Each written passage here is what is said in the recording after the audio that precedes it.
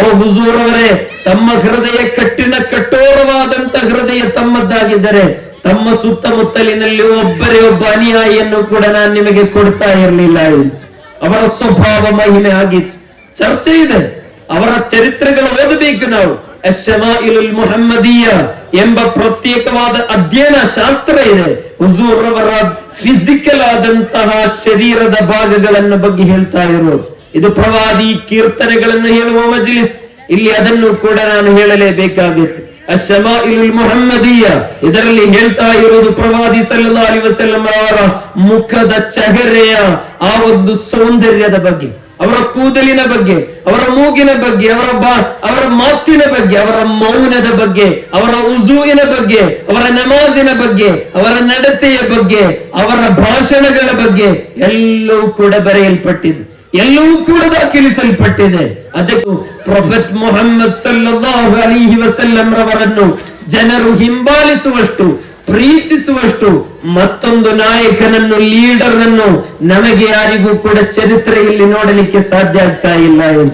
Michael ಹೆಚ್ heart ಎಂಬ ಒಬ್ಬ ದೊಡ್ಡ ಹಿಸ್ಟೋರಿಯನ್ ಜಗತ್ತಿನಲ್ಲಿರುವಂತಹ ಎಲ್ಲಾ ಸಮಾಜಗಳ, ಎಲ್ಲಾ ರಾಷ್ಟ್ರಗಳ ಲೀಡರ್ಗಳ ಪಟ್ಟಿಯನ್ನು ಸೆಲೆಕ್ಟ್ ಮಾಡುವಾಗ ಸ್ವತಃ ಕ್ರಿಶ್ಚಿಯನ್ ಧರ್ಮವನ್ನು ಫಾಲೋ ಮಾಡುತ್ತಿದ್ದಂತಹ ಮೈಕೆಲ್ ಹೆಚ್ ಹಾರ್ಟ್ ಎಂಬವರು 100 ಇನ್ಫ್ಲೂಯೆನ್ಷಿಯಲ್ ಲೀಡರ್ಸ್, ಅಂದರೆ ಜಗತ್ತನ್ನು ಗೆದ್ದಂತಹ 100 ಮಂದಿ ದೊಡ್ಡ ಇನ್ಫ್ಲೂಯೆನ್ಷಿಯಲ್ ಲೀಡರ್ಸ್ ಗಳ ಪಟ್ಟಿಯನ್ನು ಮಾಡುವಾಗ ಅದರಲ್ಲಿ ಗೌತಮ ಬುದ್ಧ ಇವರಾದಂತಹ ಯೇಸು ಕ್ರಿಸ್ತುವಿನ ಹೆಸರಿತ್ತು. ಈ ರೀತಿ ಹೆಸರುಗಳನ್ನೆಲ್ಲ ಹಾಕುವಾಗ ಅವರು ಮೊದಲನೇ ಸ್ಥಾನದಲ್ಲಿ ಕೊಟ್ಟಿರುವುದು ಪ್ರೊಫೆಟ್ ಮುಹಮ್ಮದ್ ರಸೂಲುಲ್ಲಾಹ್ ಸಲ್ಲಲ್ಲಾಹು ಅಲೈಹಿ ವಸಲ್ಲಮರನ್ನಾಗಿತ್ತು. ಅಲ್ಲಿರುವಂತಹ ಮಂದಿ ಕೇಳಿದ್ರು, ನೀವೊಂದು ಕ್ರಿಶ್ಚಿಯನ್ ಧರ್ಮವನ್ನು ಅನುಕರಿಸುವರಾಗಿಯೂ ಕೂಡ ಇಸ್ಲಾಂ ಧರ್ಮದ ಪ್ರೊಫೆಟ್ ಮುಹಮ್ಮದಿಗೆ ಮೊದಲನೇ ಸ್ಥಾನವನ್ನು ಕೊಡಲಿಕ್ಕೆ ಕಾರಣ ಏನು ಎಂದು. ಆಗ ಅವರು ಕೊಡುವಂತಹ ಒಂದು ಉತ್ತರ ಇದೆ, ನನಗೆ ಗೊತ್ತು ಈ ಪ್ರಶ್ನೆ ನೀವು ಮಾಡ್ತೀರಿ ಎಂದು. ಮಾತ್ರ ಅಲ್ಲ, ನೀವು ನನ್ನನ್ನು ಹೀಯಾಳಿಸ್ತೀರಿ, ಬೈತೀರಿ, ನನ್ನ ಹತ್ರ ಜಗಳಕ್ಕೆ ಬರ್ತೀರಿ ಎಂದು ಕೂಡ ನನಗೆ ಗೊತ್ತು. ಆದರೆ ನೀವು ಚರಿತ್ರೆಯನ್ನು ಓದಿ ನೋಡಿ, ಪ್ರವಾದಿ ಪೈಗಂಬರರಷ್ಟು ಎಲ್ಲಾ ಕ್ಷೇತ್ರದಲ್ಲೂ ಲಖದ್ ಕಾನ ಲಕುಂ ಫೀ ರಸೂಲಿಲ್ಲಾಹಿ ಉಸ್ವತುನ್ ಹಸನ, ಟಾಪ್ ರೋಲ್ ಮಾಡೆಲ್ ಆದಂತ ಒಬ್ಬ ವ್ಯಕ್ತಿಯನ್ನು ಚರಿತ್ರೆಯಲ್ಲಿ ಬೇರೊಬ್ಬರು ನಿಮಗೆ ಕಾಣಲಿಕ್ಕೆ ಸಾಧ್ಯ ಇಲ್ಲ ಎಂದು. ಅಷ್ಟು ಮಾತ್ರ as A parent, as A leader, as A friend, as A social engineer, as A guide, as A father, ಎಲ್ಲವೂ ಕೂಡ ಅತ್ಯಂತ ಉದಾತ್ತವಾದದ್ದಾಗಿತ್ತು. ಕಳೆದ ವರ್ಷ ನಾನು ಇಲ್ಲಿ ಹೇಳುವಾಗ ಪ್ರವಾದಿ ವರ್ಯರ ಫ್ಯಾಮಿಲಿ ಲೈಫ್ ಬಗ್ಗೆ ಹೇಳಿದ್ದೆ. ಹಜರತ್ ಮುಹಮ್ಮದ್ ರಸೂಲುಲ್ಲಾಹಿ ಸಲ್ಲಲ್ಲಾಹು ಅಲೈಹಿ ವಸಲ್ಲಂ ಮತ್ತು ಅವರ ಪ್ರೀತಿಯ ಪತ್ನಿ ಖದೀಜಾ ರಲಿಯಲ್ಲಾಹು ಅನ್ಹಾ, ಅವರಿಬ್ಬರ ಬಾಂಧವ್ಯದಲ್ಲಿ ಜೀವನದಲ್ಲಿ ಒಮ್ಮೆಯೂ ಕೂಡ ಜಗಳ ಆಗಿಲ್ಲ. ನಮ್ಮಲ್ಲಿ ಮದುವೆಯಾಗಿ 1 ತಿಂಗಳಾಗುವಷ್ಟರಲ್ಲಿ 100 ಕಂಪ್ಲೇಂಟ್ ಆದ್ರೂ ಬಂದಿರುತ್ತೆ. ಚಿನ್ನ ಸಿಗ್ಲಿಲ್ಲ, ಅದು ಕೊಟ್ಟಿಲ್ಲ, ಇದು ಕಡಿಮೆ ಆಯಿತು, ಅಲ್ಲಿ ನನ್ನ ಬೀಗರು ಬಂದಾಗ ನೀನು ರೆಸ್ಪೆಕ್ಟ್ ಕೊಟ್ಟಿಲ್ಲ, ಅದು ಮಾಡಿಲ್ಲ, ಇದು ಮಾಡಿಲ್ಲ, ಗಾಡಿ ಸಂಖ್ಯೆ ಕಡಿಮೆ ಇತ್ತು, ಅದರ ನಂಬರ್ ಪ್ಲೇಟ್ ನಲ್ಲಿ ನಂಬರ್ ಚೇಂಜ್ ಇತ್ತು. ಅಲ್ಲ, ನಾನು ಸುಮ್ಮನೆ ಹೇಳಿದ್ದು, ಏನೇನೋ ಕಾರಣಗಳನ್ನು ಹೇಳಿ ಜಗಳಗಳು ನಡೆಯುತ್ತಾ ಇತ್ತು. ಫ್ಯಾಮಿಲಿಗಳು ಇವತ್ತು ಅಸ್ತವ್ಯಸ್ತಗೊಂಡಿದೆ. ಕುಟುಂಬಗಳ ಮಧ್ಯೆ ಜಗಳಗಳು ಸೃಷ್ಟಿ ಆಗ್ತಾ ಇದೆ. ಸಮಾಧಾನ ಎಂಬುದು ದೂರದ ಒಂದು ಭವಿಷ್ಯವಾಗಿ ಚೇಂಜ್ ಆದಂತಹ ಕಾಲದಲ್ಲಿ ಪ್ರೀತಿಯ ಸಹೋದರರೇ, ವಿಶ್ವಾಸಿಗಳೇ, ನಾವು ಪ್ರವಾದಿ ವರ್ಯರನ್ನು ಅರಿತುಕೊಳ್ಳಬೇಕು. ಅವರ ಬಗ್ಗೆ ನಾವು ಹೆಚ್ಚಾಗಿ ತಿಳಿದುಕೊಳ್ಳಬೇಕು. ಪ್ರವಾದಿ ಪೈಗಂಬರ್ ಸಲ್ಲಲ್ಲಾಹು ಅಲೈಹಿ ವಸಲ್ಲಂ ಅವರು ಉದಾತ್ತವಾದಂತ ಒಂದು ಬದುಕನ್ನು ತೋರಿಸಿಕೊಟ್ಟವರಾಗಿದ್ದಾರೆ. ಪ್ರವಾದಿ ವರ್ಯದ ಕೌಟುಂಬಿಕ ಜೀವನದಲ್ಲಿ ಒಂದೇ ಒಂದು ಕಲ್ಲನ್ನು ಹೆಕ್ಕಿ ತೆಗೆಯಲು ನಮಗೆ ಸಾಧ್ಯ ಆಗುವುದಿಲ್ಲ. ಪ್ರವಾದಿ ಸಲ್ಲಲ್ಲಾಹು ಅಲೈಹಿ ವಸಲ್ಲಂ ಅವರ ಲೈಫ್ ಸ್ಟೈಲ್ ಹಾಗಿತ್ತು ಪ್ರೀತಿಯರೇ. ಪ್ರವಾದಿ ಸಲ್ಲಲ್ಲಾಹು ಅಲೈಹಿ ವಸಲ್ಲಂ ಅನುಯಾಯಿಗಳ ಜೊತೆಯಲ್ಲಿ ಬೆರೆತಿರೋದು. ಒಮ್ಮೆ ಬಂದು ಆಯಿಷಾ, ಹುಜೂರ್ ಸಲ್ಲಲ್ಲಾಹು ಅಲೈಹಿ ವಸಲ್ಲಂ ಅವರ ಪತ್ನಿಯ ಆಯಿಷಾ ರಲಿಯಲ್ಲಾಹು ಅನ್ಹಾರವರ ಹತ್ತಿರ ಬಂದು ಕೇಳಿದರು, ಓ ಆಯಿಷಾ ಅವರೇ, ಓ ಪ್ರೀತಿಯ ಹುಜೂರ್ ಅವರ ಪತ್ನಿಯೇ, ಹುಜೂರ್ ಅವರ ಸ್ವಭಾವ ಹೇಗಿತ್ತು ಎಂದು ಹೇಳಿದ್ರು. ಕಾನ ಖುಲುಖುಹು ಅಲ್ ಕುರ್ಆನ್, ಪ್ರವಾದಿ ವರ್ಯರ ಜೀವನ ಕುರ್ಆನ್ ಆಗಿತ್ತು ಎಂದು ಕುರ್ಆನ್ ಹೇಳ್ತಾ ಇದೆ. ಇನ್ನಕ ಲಅಲಾ ಖುಲುಖಿನ್ ಅಲೀಮ್, ಹುಜೂರ್ ಅವರೇ, ತಾವು ಎಲ್ಲಾ ಜನರ ಸ್ವಭಾವಗಳನ್ನೆಲ್ಲ ಕೂಡಿಸಿ ಮೇಲಿಟ್ರೆ ಇನ್ನಕ ಲಅಲಾ ಖುಲುಖಿನ್ ಅಲೀಮ್, ನಿಮ್ಮ ಸ್ವಭಾವ ಅವರೆಲ್ಲರ ಸ್ವಭಾವಕ್ಕಿಂತಲೂ ಕೂಡ ಮೇರು ಸ್ವಭಾವದ ವ್ಯಕ್ತಿಯಾಗಿದ್ದೀರಿ ಎಂದು ಅಷ್ಟು ಮಾತ್ರ ಇತರರಿಗೆ ಒಳಿತನ್ನು ಬಯಸುವುದಾಗಿತ್ತು. ತನ್ನ ಪ್ರೀತಿಯ ಶಿಷ್ಯಂದಿರಾದಂತ ಅಬುದ್ದರ್ದ ಅನ್ನು ಕರೆದು ಹೇಳ್ತಾ ಇರೋದು, ಅಬುದ್ದರ್ದ, ನೀನು ಮನೆಯಲ್ಲಿ ಸಾರು ಮಾಡುವಾಗ ಊಟಕ್ಕೆ ಸಾರು ಅಂತಲ್ವ ನೀವು ಹೇಳೋದು, ಅದು ಮಾಡುವಾಗ ಅದನ್ನೇ ನೀನು ಸ್ವಲ್ಪ ಜಾಸ್ತಿ ಮಾಡಬೇಕು. ಅಕ್ಕಪಕ್ಕದಲ್ಲಿ ಮನೆಯಲ್ಲಿರುವವರಿಗೆ ಹಸಿವಿಗೆ ಏನಾದರೂ ಯೂಸ್ ಆಗುತ್ತೆ, ಅವರ ಮನೆಗೆ ಕೊಡಲಿಕ್ಕೆ ಬರುತ್ತೆ ಅಂದ್ರೆ ನೀನು ಕೊಡಬೇಕು ಎಂದಾಗಿತ್ತು. ಹಳೆ ಕಾಲದಲ್ಲಿ ಆ ರೀತಿ ಇದ್ದು. ಹಳೆ ಕಾಲದಲ್ಲಿ ಡಾಬಾಗಳಿರಲಿಲ್ಲ, ಹಳೆ ಕಾಲದಲ್ಲಿ ಹೋಟೆಲ್ ಸಿಸ್ಟಮ್ಗಳಿರಲಿಲ್ಲ. ಹಳೆ ಕಾಲದಲ್ಲಿ ಊರಿಗೊಬ್ಬರು ಬಂದರೆ ಯಾರಾದ್ರೂ ಒಬ್ಬರ ಮನೆಗೆ ಕರ್ಕೊಂಡು ಹೊಟ್ಟೆ ತುಂಬಿಸಿ ಕರ್ಕೊಂಡು ವಾಪಸ್ ಕಳಿಸ್ತಾ ಇದ್ರು.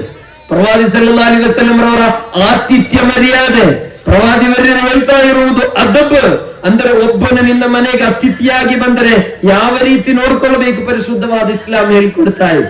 ಎಲ್ಲ ವಿಷಯದಲ್ಲೂ ಕೂಡ ಹೇಳ್ತಾ ಇದೆ. ನಿನ್ನ ಮನೆಗೆ ಅತಿಥಿ ಬಂದರೆ 3 ದಿನದವರೆಗೆ ನೀನು ಕೇಳಬಾರದು ನೀನು ಏಕೆ ಬಂದಿದ್ದೀಯಾ ಎಂದು. 3 ದಿನ ಕೇಳಬಾರದು. ಬಂದ ತಕ್ಷಣ ಅವನಿಗೆ ಕುಡಿಯಲಿಕ್ಕೆ ನೀರು ಕೊಡಬೇಕು, 2ನೇದು ವಾಶ್ರೂಮ್ ಅನ್ನು ತೋರಿಸಿಕೊಡಬೇಕು. ಮಾತ್ರ ಅಲ್ಲ, ನೀನು ಡೈನಿಂಗ್ ಟೇಬಲ್ ನಲ್ಲಿ ಕೂರುವಾಗ ನೀನು ಊಟದ ಟೇಬಲ್ ನೀನು ಫಸ್ಟ್ ಕೂರಬೇಕು. ಅವನನ್ನು ಕೂರಿಸಿ ನೀನು ಊಟ ತಿನ್ನಲಿಕ್ಕೆ ಚಾಲು ಮಾಡಬೇಕು. ನಂತರ ಅವನಿಗೆ ಹಾಕಿ ಕೊಡಬೇಕು. ನೆಕ್ಸ್ಟ್ ನೀನು ಬೇಗ ನಿಲ್ಲಿಸಬಾರದು. ಅವನಿಗೆ ಏನಾಗುತ್ತೆ, ಎಲ್ಲ ಯಜಮಾನ ನಿಲ್ಲಿಸ್ಬಿಟ್ಟಾಳೆ, ಇನ್ನು ನನ್ಗೆ ಜಾಸ್ತಿ ತಿನ್ನಕ್ಕಾಗಲ್ಲ ಅಂತೇಳಿ ಮನಸ್ಸಿಗೆ ಬರುತ್ತೆ. ಅದಕ್ಕೆ ನೀನು ಸ್ಲೋ ಆಗಿ ತಿನ್ಬೇಕು. ಅವನು ಸ್ವಲ್ಪ ಹೊಟ್ಟೆ ತುಂಬುವ ತನಕ ನೀ ಅಲ್ಲೇ ಕೊರಬೇಕು. ಅವನಿಗಿಂತ ಮುಂಚೆ ಯಾರು ಅವನಿಗಿಂತ ಕರೆದರೂ ಕೂಡ ನೀನು ಒದ್ದು ಹೋಗಬಾರದು. ಕಾರಣ ನಿನಗೆ ಆತಿಥ್ಯವಾದ ಮರ್ಯಾದೆಯನ್ನು ಪರಿಶುದ್ಧವಾದ ಸುನ್ನತುಲ್ ಮುಸ್ತಫಾ ನಿಮಗೆ ಕಲಿಸಿಕೊಡ್ತಾ ಇದ್ದಾರೆ. ಹುಜೂರ್ ಸಲ್ಲಲ್ಲಾಹು ಅಲೈಹಿ ವಸಲ್ಲಂ ಎಲ್ಲಾ ವಿಷಯದಲ್ಲಿ ಇದೊಂದು ಮಾತ್ರ ಎಂದಲ್ಲ, 3 ದಿನ ಆದ ನಂತರ ಕೇಳಬಹುದು, ತಾವು ಏಕೆ ನನ್ನ ಮನೆಗೆ ಬಂದಿದ್ದೀರಿ, ತಮ್ಮ ಅವಶ್ಯಕತೆಯನ್ನು ಹೇಳಬಹುದಾಗಿದೆ. ನಿಮ್ಮ ಮನೆಗೆ ಬಂದ ಒಬ್ಬರನ್ನು ಕೂಡ ಯಾವ ಭಿಕ್ಷೆಯ ರೂಪದಲ್ಲಿ ಬಂದರೂ ಕೂಡ ಹೀಯಾಳಿಸಬಾರದು. ಕೆಲವೊಬ್ಬರಿದ್ದಾರೆ, ಕೈಯಲ್ಲಿ ಒಂದು 5 ಪೈಸೆ ಹೆಚ್ಚು ರೊಕ್ಕ ಬಂದರೆ ಸಾಕು, ಬೀದಿಯಲ್ಲಿ ಸಿಕ್ಕಿದವರಿಗೆ ಬಡಿಯುವುದು. ಇನ್ನವನಿಗೆ ಸ್ವಲ್ಪ ಮಾನಸಿಕವಾದಿ ಏನಾದರಿದ್ದರೆ ಅವನನ್ನು ಇನ್ಸಲ್ಟ್ ಮಾಡೋದು. ಹುಜೂರ್ ಸಲ್ಲಲ್ಲಾಹು ಅಲೈಹಿ ವಸಲ್ಲಂ ಹೇಳಿರುವುದು, ಅಕ್ಸರ್ ಅಹ್ಲಿಲ್ ಜನ್ನತಿ ಅಲ್ ಬುಲದ್, ನಾಳೆ ಸ್ವರ್ಗ ಲೋಕದಲ್ಲಿ ಪಾರಿವಾಳಗರಾಗಿ ಹಾರಾಡುವಂತಹ ಪಕ್ಷಿಗಳಾಗಿದ್ದಾರೆ ಮಾನಸಿಕ ರೋಗಿಗಳಾಗಿ ಊರಿನಲ್ಲಿ ಸುತ್ತಾಡುವಂತವರು. ಕಾರಣ ಅವರಿಗೆ ಜವಾಬ್ದಾರಿ ಇಲ್ಲ, ಅವರಿಗೆ ತಪ್ಪು ಸರಿ ಯಾವುದು ಅಂತ ಗೊತ್ತಿಲ್ಲ. ಅದರಿಂದ ಸಮಾಜದಲ್ಲಿ ಅವರನ್ನು ಕಡೆಗಣಿಸುವಂತ ಕೆಲಸಗಳಾಗಬಾರದು. ಭಿಕ್ಷುಕ ಬಂದ ಮಾತ್ರಕ್ಕೆ ಏನು ನಿನಗೆ ದುಡಿದು ತಿನ್ನಕ್ಕಾಗಲ್ವಾ, ಅದು ಕೇಳುವ ರೈಟ್ಸ್ ನಿನಗಿಲ್ಲ. ನಿನಗೆ ಆಗುವುದಾದರೆ ನಿನ್ನ ಕೈಯಿಂದ ಕೊಡಬೇಕು. ಪೈಗಂಬರ್ ಮುಹಮ್ಮದ್ ಸಲ್ಲಲ್ಲಾಹು ಅಲೈಹಿ ವಸಲ್ಲಂ ಅವರಿಗೆ 10 ವರ್ಷ ಸೇವೆ ಮಾಡಿದವರು ಯಾರು? ಅನಸ್ ಬಿನ್ ಮಾಲಿಕ್ ರಲಿಯಲ್ಲಾಹು ಅನ್ಹು, ಖದಮ್ತು ಲಿ ರಸೂಲಿಲ್ಲಾಹಿ ಸಲ್ಲಲ್ಲಾಹು ಅಲೈಹಿ ವಸಲ್ಲಂ 10 ಸಿನೀನ್, 10 ವರ್ಷ ಸೇವೆ ಮಾಡಿದೆ. ಒಮ್ಮೆಯೂ ಕೂಡ ನೀನೇಕೆ ಇದನ್ನು ಮಾಡಿದೀಯಾ, ನೀನೇಕೆ ಇದನ್ನು ಮಾಡಿಲ್ಲ ಪ್ರಶ್ನೆ ಕೇಳಿಲ್ಲ ನನ್ನ ಹತ್ತಿರ ಎಂದು 10 ವರ್ಷದ ಸರ್ವೆಂಟ್ ಹೇಳ್ತಾ ಇದ್ರು. ನಂತರ ಒಂದು ದಿನ ಅನಸ್ ರಲಿಯಲ್ಲಾಹು ಅನ್ಹು ಅವರನ್ನ ಹತ್ತಿರ ಕರೆದು ಹುಜೂರ್ ಹೇಳ್ತಾ ಇರೋದು, ಅನಸ್ ಯಾ ಬನಿಯ ಇನ್ ಕದರತ ಅನ್ ತುಸ್ಬಿಹ ವ ತುಮ್ಸಿಯ ಲೈಸ ಫೀ ಕಲ್ಬಿಕ ಗಿಶ್ಶು ಲಿ ಅಹದ್ ذلك من ಸುನ್ನತಿ. ಓ ಅನಸ್, ನನ್ನ ಪ್ರೀತಿಯ ಮಗನೇ ಅನಸ್, ನಿನ್ನ ಮನಸ್ಸಲ್ಲಿ ಒಂದು ಆಶಯವನ್ನು ನಾನು ಇಟ್ಟುಕೊಡ್ತಾ ಇದ್ದೇನೆ. ಬೆಳಿಗ್ಗೆ ಆದರೆ ಅಂದರೆ ಸೂರ್ಯ ಉದಯ ಆದರೆ ಅಥವಾ ಸೂರ್ಯ ಅಸ್ತಮಯ ಆದರೆ ಸಂಜೆ ಆದರೆ ನಿನ್ನ ಮನಸ್ಸಿನಲ್ಲಿ ಯಾರ ಬಗ್ಗೆಯೂ ಕೂಡ ದ್ವೇಷ ಇರಬಾರದು, ಆಯ್ತಾ? ಇಂತಹ ಪ್ರವಾದಿ ಸಲ್ಲಲ್ಲಾಹು ಅಲೈಹಿ ವಸಲ್ಲಂ ಉಗ್ರವಾದಿ ಆಗ್ತಾರ? ಅವರು ಭಯೋತ್ಪಾದನೆಯನ್ನು ಪ್ರಪೋರ್ಟ್ ಮಾಡ್ತಾರ? ಇಲ್ಲ ಪ್ರೀತಿಯರೇ, ಪ್ರವಾದಿ ಸಲ್ಲಲ್ಲಾಹು ಅಲೈಹಿ ವಸಲ್ಲಂ ರವರ ಜೀವನ ದರ್ಶನ ಚಲೋ ಆಗಿತ್ತು. ಹುದೈಬಿಯ ಒಪ್ಪಂದ ಚರಿತ್ರೆಯಲ್ಲಿ ನಮಗೆ ಓದಲಿಕ್ಕಿರುವುದು. ಪ್ರವಾದಿ ಸಲ್ಲಲ್ಲಾಹು ಅಲೈಹಿ ವಸಲ್ಲಂ ಒಪ್ಪಂದವನ್ನು ನಡೆಸುವಾಗ ಪ್ರವಾದಿ ವರ್ಯರ ಜೊತೆಯಲ್ಲಿ 1500 ಮಂದಿ ಅನುಯಾಯಿಗಳಿತ್ತು. ಎಂತ ಅನುಯಾಯಿಗಳು? ಪವರ್ಫುಲ್ ಆದಂತಹ ಸ್ಟ್ರೆಂತ್ ಇರುವಂತಹ ಉಮರ್ ಬಿನ್ ಅಲ್ ಖತ್ತಾಬ್ ರಲಿಯಲ್ಲಾಹು ಅನ್ಹು ಅಂತವರು. ಆಗ ಹುದೈಬಿಯ ಒಪ್ಪಂದಕ್ಕೆ ಸಹಿ ಹಾಕುವಾಗ ಅದರಲ್ಲಿರುವಂತಹ ಒಪ್ಪಂದ ಏನು ಗೊತ್ತಾ? ಮಕ್ಕಾದಿಂದ ಯಾರಾದ್ರೂ ಇಸ್ಲಾಂ ಕಬೂಲ್ ಮಾಡಿ ಮದೀನಾಗೆ ಬಂದರೆ ನೀವು ಸ್ವೀಕರಿಸಬಾರದು, ವಾಪಸ್ ಕಳಿಸಬೇಕು. ಅದೇ ಮದೀನಾದಲ್ಲಿರುವವರು ಯಾರಾದ್ರೂ ಅಂದರೆ ಮಕ್ಕಾದಲ್ಲಿರುವುದು ಯಾರು? ಪ್ರವಾದಿಯವರ ಶತ್ರುಗಳು. ಈಗ ಪ್ರವಾದಿ ಸಲ್ಲಲ್ಲಾಹು ಅಲೈಹಿ ವಸಲ್ಲಂ ಇರುವುದು ಮದೀನಾದಲ್ಲಿ. ಒಪ್ಪಂದ ನಡೀತಾ ಇರುವುದೇನು? ಮಕ್ಕಾದಿಂದ ಯಾರಾದ್ರೂ ಮದೀನಾಗೆ ಹೋದರೆ ಅವರನ್ನು ಮದೀನಾ ಸ್ವೀಕರಿಸಬಾರದು, ವಾಪಸ್ ಕಳಿಸಬೇಕು. ಅದೇ ಮದೀನಾದಲ್ಲಿದ್ದವರು ಈ ಕಡೆ ಬಂದರೆ ವಾಪಸ್ ಕಳಿಸಲ್ಲ, ಅಲ್ಲಿ ಸೇರಿಸ್ಕೊಳ್ತೇವೆ. ರೆಡಿಯಾ ಅಂತ ಕೇಳುವಾಗ ಹುಜೂರ್ ಓಕೆ ರೆಡಿ ಅಂತ ಹೇಳಿ ಅಲ್ಲಿಗೆ ಸೈನ್ ಮಾಡುವಾಗ ಬ್ಯಾಕಿನಲ್ಲಿದ್ದಂತ ಉಮರ್ ರಲಿಯಲ್ಲಾಹು ಅವನು ಹೇಳಿದರು, ಹುಜೂರ್ ಇದು ತಪ್ಪು. ಕಾರಣ ನಾವು ಲಾ ಇಲಾಹ ಇಲ್ಲಲ್ಲಾಹ್ ಹೇಳುವವರಲ್ವಾ, ಮೊಹಮ್ಮದ್ ರಸೂಲುಲ್ಲಾಹ್ ವಿಶ್ವಾಸ ಇರುವವರಲ್ವಾ, ನಾವು 1500 ಮಂದಿ ಇದ್ದೇವೆ ಅಲ್ವಾ, ಏಕೆ ನೀವು ಒಪ್ಪಬೇಕು, ಯುದ್ಧಕ್ಕೆ ರೆಡಿ ಆಗೋಣ ಅಂತ ಹೇಳಿದರು ಉಮರ್ ಬೇಕಾಗಿಲ್ಲ, ನಿನ್ನ ಧೈರ್ಯವನ್ನು ಇಲ್ಲಿ ತೋರಿಸಬೇಕಾಗಿಲ್ಲ ಎಂದು ಹೇಳುವ ಹಿತೋಪದೇಶವನ್ನು ಕೊಟ್ಟರು. ಉಮರ್ ರಲಿಯಲ್ಲಾಹು ಹೇಳ್ತಿದ್ದಾರೆ, 1500 ಮಂದಿಯಲ್ಲಿ 1499 ಮಂದಿಯೂ ಕೂಡ ನನ್ನ ಅಭಿಪ್ರಾಯದವರೇ ಆಗಿತ್ತು. ಅಂದ್ರೆ ಎಲ್ಲರೂ ಕೂಡ ಹೊಡೆಯೋಣ ಬಡಿಯೋಣ ಎಂಬ ಸಿದ್ಧತೆಯಲ್ಲಿತ್ತು. ಆದರೆ ಒಬ್ಬರು ಮಾತ್ರ ಒಪ್ಪಲಿಲ್ಲ, ಒಬ್ಬರು ಮಾತ್ರ ಹುಜೂರ್ ಅವರ ಪಾರ್ಟಿಯಲ್ಲಿ ಸೇರಿದ್ರು. ಅದು ಸಿದ್ದೀಕುಲ್ ಅಕ್ಬರ್ ರಲಿಯಲ್ಲಾಹು ಅನ್ಹು. ಸಿದ್ದೀಕುಲ್ ಅಕ್ಬರ್ ರಲಿಯಲ್ಲಾಹು ಅನ್ಹು ಕೇಳಿದ್ರು, ಉಮರ್ ರಲಿಯಲ್ಲಾಹು ಅನ್ಹು ಕೇಳಿದ್ರು, ಸಿದ್ದೀಕುಲ್ ಅಕ್ಬರ್ ನೀವು ಕೂಡ ಸಪೋರ್ಟ್ ಕೊಡ್ತಾ ಇಲ್ಲ ಅಲ್ವಾ, ನೀವು ಕೂಡ ಸಪೋರ್ಟ್ ಕೊಟ್ರೆ ಹುಜೂರ್ ಒಪ್ತಾರೆ ಎಂದು. ಆಗ ಸಿದ್ದೀಕುಲ್ ಅಕ್ಬರ್ ತಿರುಗಿ ಕೇಳ್ತಾ ಇರೋದು, ಅವಲನ್ ತುಮಿನ್ ಯಾ ಉಮರ್, ನೀನು ಮುಮ್ಮಿನ ಅಲ್ವಾ ಎಂದು. ಈ ಒಂದು ಪ್ರಶ್ನೆ ಮಾತ್ರ ಸಾಕಾಗಿತ್ತು. ಅಷ್ಟರಲ್ಲಿ ಉಮರ್ ರಲಿಯಲ್ಲಾಹು ಅನ್ಹು ಕ್ಲೋಸ್ ಆಗಿ. ಯಾವ ಉಮರ್ ರಲಿಯಲ್ಲಾಹು ಅನ್ಹು? ನಮ್ಮ ರಾಷ್ಟ್ರದ ರಾಷ್ಟ್ರಪಿತರಾದ ಗಾಂಧೀಜಿ ಹೇಳ್ತಾ ಇರೋದು, ನಾನು ಕಾಣುವಂತಹ ಭಾರತದ ರಾಮರಾಜ್ಯ ನಾನು ರಾಮರಾಜ್ಯದ ವಿರುದ್ಧ ಅಲ್ಲ, ಭಾರತ ರಾಮರಾಜ್ಯ ಆಗಬೇಕು. ರಾಮರಾಜ್ಯ ಎಂಬುದನ್ನು ತದ್ವಿರುದ್ಧವಾಗಿ ಹೇಳುವಂತಹ ಸಮಾಜದಲ್ಲಿ ನಾವಿದ್ದೇವೆ. ಬಲವಂತವಾಗಿ ಯಾವುದೋ ಘೋಷಣೆಗಳನ್ನು ಕೂಗಿಸುವ ಸಮಾಜದಲ್ಲಿ ನಾವಿದ್ದೇವೆ. ಇನ್ನೊಬ್ಬರ ವಿಶ್ವಾಸವನ್ನು ಇನ್ನೊಬ್ಬರ ಮೇಲೆ ಹೇರುವಂತಹ ಒಂದು ಅಭ್ಯಾಸದಲ್ಲಿ ನಾವಿದ್ದೇವೆ. ಪರಿಶುದ್ಧವಾದ ಇಸ್ಲಾಂ ಹೇಳ್ತಾ ಇರುವುದು, ನೀವು ಯಾರಿಗೂ ಕೂಡ ಬಲವಂತವಾಗಿ ನಿಮ್ಮ ವಿಶ್ವಾಸವನ್ನು ಹೇರಬಾರದು ಎಂದು. ನೀನು ಮುಸ್ಲಿಂ ಆಗಿ ಬಾ ಎಂದು 2 ಕೈಗಳಿಗೆ ಕಟ್ಟಿ ಅಥವಾ ನೀನು ಅಲ್ಲಾಹು ಅಕ್ಬರ್ ಅಂತೇಳಿ ಘೋಷಣೆ ಕೂಗು ಎಂದು ಬಲವಂತವಾಗಿ ಹೇಳಲು ಇಸ್ಲಾಂ ಒಪ್ತಾ ಇಲ್ಲ. ಬಲವಂತವಾಗಿ ಹೇಳಿದರೆ ಇಸ್ಲಾಂ ಆಗುವುದೂ ಇಲ್ಲ. ನಾಲಿಗೆಯಲ್ಲಿ ಎಲ್ಲ ಇಸ್ಲಾಂ, ಹೃದಯದಿಂದ ಇಸ್ಲಾಂ ಆಗಬೇಕಾಗುತ್ತೆ. ಆದ್ದರಿಂದ ಗಾಂಧೀಜಿ ಹೇಳ್ತಾ ಇರೋದು, ನಾನು ಕಾಣುವಂತಹ ರಾಮರಾಜ್ಯ ನನಸಾಗಬೇಕಾದರೆ ಮಕ್ಕಾದಲ್ಲಿ ಆಡಳಿತ ನಡೆಸಿದಂತಹ ಉಮರ್ ಬಿನ್ ಅಲ್ ಖತ್ತಾಬ್ ರಲಿಯಲ್ಲಾಹು ಅನ್ಹು ಅವರ ಆ ಒಂದು ಆಡಳಿತ ಭಾರತದಲ್ಲಿ ಬರಬೇಕು ಎಂದು. ಕಾರಣ ಉಮರ್ ಬಿನ್ ಅಲ್ ಖತ್ತಾಬ್ ರಲಿಯಲ್ಲಾಹು ಅನ್ಹು ತಾವು ಖಲೀಫರಾಗಿ ಮಾರನೇ ದಿನನೇ ತಮ್ಮ ಮನೆಯ ಬಾಗಿಲನ್ನು ತೆಗೆದರು. ಬಾಗಿಲನ್ನು ಓಪನ್ ಮಾಡಿದ್ರು ಅಂತ ಅಲ್ಲ, ಬಾಗಿಲನ್ನೇ ತೆಗೆದು ಮೂಲೆಗೆ ಹಾಕಿದ್ರು. ಇನ್ನು ನನ್ನ ಮನೆಯ ಬಾಗಿಲು ಕ್ಲೋಸ್ ಆಗೋಂಗಿಲ್ಲ, ಯಾವತ್ತೂ ಕೂಡ ನನ್ನ ಪ್ರಜೆಗಳು ನನ್ನ ಹತ್ತಿರ ಬರಬಹುದು ಎಂದು. ರಾತ್ರಿಗಳಲ್ಲಿ ಗ್ರಾಮವನ್ನು ಸುತ್ತುವರೆದು ನಡೀತಾ ಇದ್ದರು, ಬೀದಿ ಬೀದಿಗಳನ್ನು ನೋಡುತ್ತಿದ್ದರು. ನನ್ನ ರಾಜ್ಯದಲ್ಲಿ, ನನ್ನ ಸಾಮ್ರಾಜ್ಯದಲ್ಲಿ ಯಾರಾದರೂ ಕಷ್ಟದಲ್ಲಿದ್ದಾರ, ನಷ್ಟದಲ್ಲಿದ್ದಾರ, ದುಃಖದಲ್ಲಿದ್ದಾರ, ದುಮ್ಮಾನಗಳಲ್ಲಿದ್ದಾರ, ತೊಂದರೆಗಳಲ್ಲಿ ಸಿಲುಕಿದ್ದಾರ. ಒಂದು ರಾಷ್ಟ್ರದ ಖಲೀಫಾ 23ರಷ್ಟು ಬರುವಂತ ರಾಜ್ಯಗಳ ಗವರ್ನರ್, ಕಿಂಗ್ ಆಗಿ ಮರೆಯಬೇಕಾದವರು ಊರನ್ನು ಸುತ್ತಾ ಇದ್ದಾರೆ. ಕೇಳಿದ್ರು ಉಮರ್, ತಮಗೆ ಚೆಲುವಾಗಿ ಮಲಗಬಹುದಲ್ವಾ ಎಂದು ಕೇಳುವಾಗ ಹೇಳ್ತಾ ಇರೋದು, ನಾನು ಹುಜೂರ್ ಅವರ ಅನುಯಾಯಿ, ನನಗೆ ಚೆಲುವಾಗಿ ನಿದ್ದೆ ಬರಲ್ಲ. ಕಾರಣ ನನಗೊಂದು ಜವಾಬ್ದಾರಿ, ಈ ಸಾಮ್ರಾಜ್ಯದಲ್ಲಿರುವ ಸರ್ವರ ಸುಖ ಕ್ಷೇಮ ಅಭಿವೃದ್ಧಿ ನನ್ನ ಕನಸು. ಅದಾಗದೆ ಈ ಉಮರ್ ಮಲಗಿದರೆ ಉಮರನ್ನು ಅಲ್ಲಾಹು ನಾಳೆ ಪರಲೋಕದಲ್ಲಿ ಬಿಡುವುದಿಲ್ಲ ಎಂದು. ಆ ಉಮರ್ ರಲಿಯಲ್ಲಾಹು ಅನ್ಹು ಅವರಿಂದ ನಾವು ಕಲಿಯಬೇಕು. ಉಮರ್ ರಲಿಯಲ್ಲಾಹು ಅನ್ಹು, ಇನ್ನು ಉಸ್ಮಾನ್ ರಲಿಯಲ್ಲಾಹು ಅನ್ಹು ಆದ್ರು, ಅಲಿ ರಲಿಯಲ್ಲಾಹು ಅನ್ಹು ಆದ್ರು, ಎಲ್ಲರೂ ಕೂಡ ಈ ಸಮಾಜದ ಹಿತಕ್ಕಾಗಿ ದುಡಿದವರಾಗಿದ್ದೇವೆ. ಪ್ರೀತಿಯರೇ, ನಾನು ಸುದೀರ್ಘವಾಗಿ ಮಾತನಾಡ್ತಾ ಇಲ್ಲ. ಫಿಸಿಕಲಿ ಬಹಳ ಟೈರ್ಡ್ ಆಗ್ತಾ ಇದ್ರು ಕೂಡ ನಿಮ್ಮ ಇಂಟ್ರೆಸ್ಟ್ ನೋಡಿ ಮಾತ್ರ ಮಾತಾಡ್ತಾ ಇರೋದು. 2-3 ದಿನ ಆಯ್ತು ಜ್ವರ, ಆದ್ರೂ ಕೂಡ ಅದು ಕಡಿಮೆ ಆಗ್ತಾ ಇಲ್ಲ. ನಿಮ್ಮ ವಾಯ್ಸ್ ಕ್ಲಿಯರ್ ಬರ್ತಾನೆ ಇಲ್ಲ. ಮೀಲಾದಿಗೆ ಎಲ್ಲರೂ ನಿಂತು ಇಲ್ಲಿ ಕಷ್ಟಪಟ್ಟು ದುಡಿಯುವುದನ್ನು ನೋಡಿ ಬಹಳ ಮನಸ್ಸಿನಲ್ಲಿ ನಿಮ್ಮನ್ನಿಟ್ಟಿದ್ದು. ಅಲ್ಹಮ್ದುಲಿಲ್ಲಾಹ್, ನಿಮ್ಮ ಸೇವೆಗಳು ಕಬೂಲಾಗಲಿ.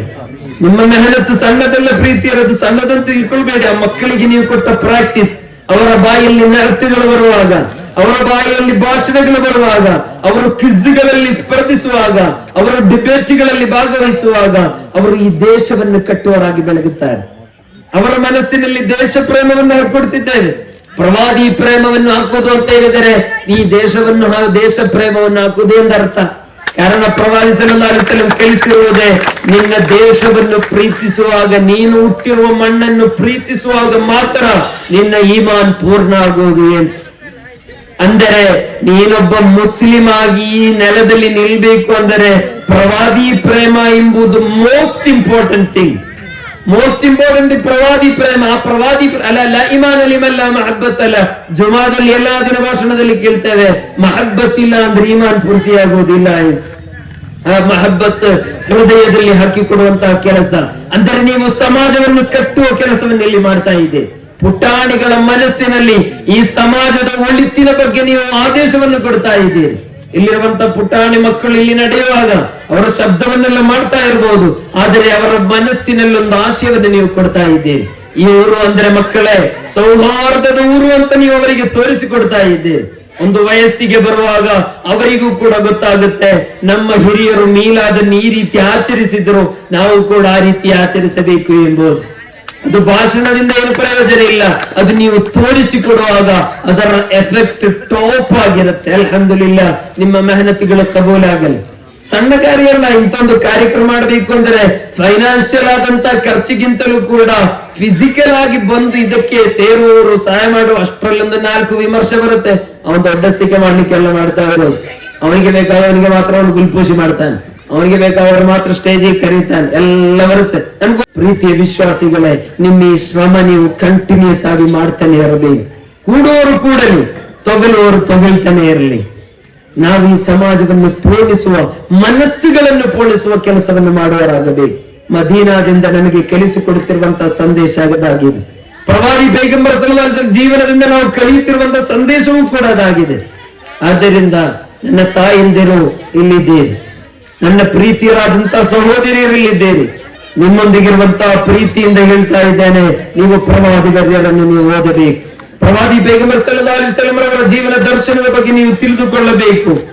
ಆ ಜೀವನ ದರ್ಶನದ ಬಗ್ಗೆ ನೀವು ಚಲವಾಗಿ ತಿಳ್ಕೊಳ್ಳಬೇಕು. ಆ ಪ್ರವಾದಿ ಪೈಗಂಬರ್ ಸಲ್ಲಲ್ಲಾಹು ಅಲೈಹಿ ವಸಲ್ಲಂ ಅವರ ಜೀವನ ದರ್ಶನ ಹೇಗಿತ್ತು ಎಂಬುದನ್ನು ಚಲವಾಗಿ ಅರ್ಥ ಮಾಡಿಕೊಳ್ಳುವಾಗ ಮಾತ್ರ ಒಂದು ಚಲವಾದ ಫ್ಯಾಮಿಲಿ ಆಗುವುದು.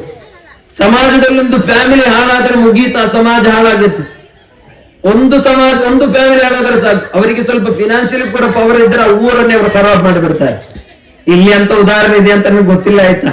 ಸುತ್ತಮುತ್ತಲೆಲ್ಲೆಲ್ಲೋ ಇದೆ ಅಂತ ನನಗೂ ಗೊತ್ತು, ನಾನು ಹೇಳಲ್ಲ. ಅವತ್ತು ನಾನು 5 ವರ್ಷ ಆಯ್ತು ಬಾಗಲಕೋಟೆ ಜಿಲ್ಲೆ, ನನಗೂ ಗೊತ್ತಲ್ವಾ ಯಾವ ಊರುಗಳು ಯಾವ ರೀತಿ ಇರುತ್ತೆ ಅಂತ ಹೇಳಿ. ಫ್ಯಾಮಿಲಿ ಮಾತ್ರ ಕೆಲವೊಂದು ಫ್ಯಾಮಿಲಿಗಳು ಬಯಸಿರೋದು ನಾವೇ ಅಧಿಕಾರ, ನಮ್ದೇ ಎಲ್ಲ ಅಂತ ಹೇಳಿ. ಅಂತ ಇಸ್ಲಾಂ ಪ್ರಮೋಟ್ ಮಾಡ್ತಾ ಇಲ್ಲ. ಇಸ್ಲಾಂ ಹೇಳ್ತಾ ಇರುವುದು, ಕೆಲವೊಬ್ರು ತಿಳ್ಕೊಂಡಿದ್ದಾರೆ ಹಾಗೆ, ನಾನು ಹೇಳಿದ್ರೆ ವಿವಾದ ಆಗುತ್ತೆ ಅಂತ ನನಗೆ ಗ್ಯಾರಂಟಿ ಇದೆ. ನೀವು ಜಗಳ ತಗೊಂಡ್ರು ನನಗೆ ಟೆನ್ಷನ್ ಇಲ್ಲ, ನಾನು ಇಲ್ಲಿಂದ ನಡ್ಕೊಂಡು ಹೋಗ್ಲಿಕ್ಕೂ ಧೈರ್ಯ ಇದ್ದೇನೆ. ಆದ್ರೆ ಹೇಳ್ತೇನೆ, ಕೆಲವೊಬ್ಬರು ಹೇಳ್ತಾ ಇರೋದು ಜಾತಿ ಪದ್ಧತಿಗಳೇ ಇಲ್ಲಿದೆ ಅಂತ ಗೊತ್ತಿಲ್ಲ. ಜಾತಿ ಅಂತ ಅಲ್ಲ, ಕೆಲವೊಂದು ಸಿಸ್ಟಮ್ ಇದೆ. ಪಿಂಜಾರ್ಗಳಂತೆ, ಅವನವನ್ ನದಾಫ್ ಅಂತವನು ಶೇಖ್ ಅಂತೆ, ಇವನ್ ಭಾಗವಾನ್ ಅಂತೆ. ಇಸ್ಲಾಮಿನಲ್ಲಿ ಇಲ್ಲ, ನಿಮ್ಮೂರಲ್ಲಿ ಇದೆ ಅಂತ ನನಗೆ ಗೊತ್ತಿಲ್ಲ, ಇಸ್ಲಾಮಿನಲ್ಲಿ ಇಲ್ಲ. ಪರಿಶುದ್ಧ ಕುರಾನ್ ಹೇಳ್ತಾ ಇರೋದು, ಇನ್ನ ಖಲಖನಾಕುಂ ಮಿನ್ ذكರಿನ್ ವ ಉನ್ಸಾ, ನಿಮ್ಮನ್ನು ಗಂಡಾಗಿಯೂ ಹೆಣ್ಣಾಗಿ ನಾನು ಸೃಷ್ಟಿಸ್ತೇನೆ. ಸೃಷ್ಟಿಸಿರುವುದರ ಕಾರಣ ಏನು? ನಿಮಗೆ ಕೆಲವೊಂದು ಕುಟುಂಬದ ಹೆಸರನ್ನು ಕೊಟ್ಟಿದ್ದೇನೆ. ಲಿತಆರಫು, ಅದು ನಿಮಗೆ ಐಡೆಂಟಿಟಿ ಅಷ್ಟೇ. ಅಲ್ಲಾಹನ ಹತ್ತಿರ ಶೇಖ್ ಫ್ಯಾಮಿಲಿಯವನು ಬಾಬಾ ಬಾಬಾ ಅಥವಾ ನದಾಫ್ ಬಾಬಾ ಬಾಬಾ ಅಂತ ಅಲ್ಲ ಕರೆಯಲ್ಲ. ಇನ್ನ ಅಕ್ರಮಕುಂ ಇಂದಲ್ಲಾಹಿ ಅತ್ಕಾಕುಂ, ಅಲ್ಲ ಇಲ್ಲಿ ನೋಡಿ, ಹೃದಯದಲ್ಲಿ ತಕ್ವ ಇದೆಯಾ ಅವರನ್ನು ಮಾತ್ರ ಅಲ್ಲಾಹು ಕರೆದುಕೊಳ್ಳೋದು. ಅಂದ್ರೆ ಅಲ್ಲಾಹನ ಹತ್ರ ದೊಡ್ಡ ಫ್ಯಾಮಿಲಿ ಯಾವ ಫ್ಯಾಮಿಲಿ ಗೊತ್ತಾ? ತಕ್ವ ಫ್ಯಾಮಿಲಿ. ತಕ್ವ ಫ್ಯಾಮಿಲಿ ಇದೆ ಇಲ್ಲಿ ಇಲ್ಲ. ನೆಕ್ಸ್ಟ್ ಒಂದು ಫ್ಯಾಮಿಲಿಗೆ ನೀವು ಹೆಸರು ಹಾಕಿಬಿಡಿ, ತಕ್ವ ಫ್ಯಾಮಿಲಿ ಅಂತ ಹೇಳಿ. ತಕ್ವ ಅಂತ ಹೇಳಿದರೆ ಏನು? ತಕ್ವ ಅಂತ ಹೇಳಿದರೆ ತಕ್ವ ಇಂತಿಸಾಲು ಅವಾಮಿರಿಲ್ಲಾಹಿ ವಜ್ತಿನಾಬು ನವಾಹಿಹಿ, ಅಲ್ಲಾಹನ ಆಜ್ಞೆಗಳನ್ನು ಪಾಲಿಸುವುದು, ಅಲ್ಲಾಹು ಏನನ್ನು ಬಿಡು ಅಂತ ಹೇಳಿರುವುದು ಅದನ್ನು ಬಿಟ್ಟು ಬಿಡುವುದಾಗಿದೆ. ಹುಜೂರ್ ಸಲ್ಲಲ್ಲಾಹು ಅಲೈಹಿ ವಸಲ್ಲಂ ಹೇಳಿದ್ರು, ಅತ್ತಕ್ವ ಹಾಹುನ, ತಕ್ವ ಎಲ್ಲಿದೆ ಅಂತ ಹೇಳಿದರೆ ಅಲ್ಲಿರುವಂತ ಜಿಯೋ ಸೂಪರ್ ಮಾರ್ಕೆಟ್ ನಲ್ಲಿದೆ ಅಂತಲ್ಲ, ಇಲ್ಲಿದೆ. ತಕ್ವ ಹಾಹುನ, ಹೃದಯದಲ್ಲಿದೆ. ತಕ್ವಲ್ಲಿನ ಮದಾರು ಕುಲ್ಲಿ ಸಆದತಿನ್ ವತಿಬಾವು ಅಹ್ವ ರಅಸಿ ಶರ್ರಿ ಹಬಾಯಿಲ, ಎಲ್ಲಾ ವಿಜಯದ ಹಿಂದೆ ಇರುವಂತಹ ಮಹತ್ತರವಾದಂತ ಒಂದು ವಿಷಯ ಯಾವುದು ಅಂತ ಹೇಳಿದರೆ ಅದು ತಕ್ವ ಆಗಿದೆ. ನಾವು ತಕ್ವ ಇರುವವರಾಗಿ ಬದಲಾಗಬೇಕು.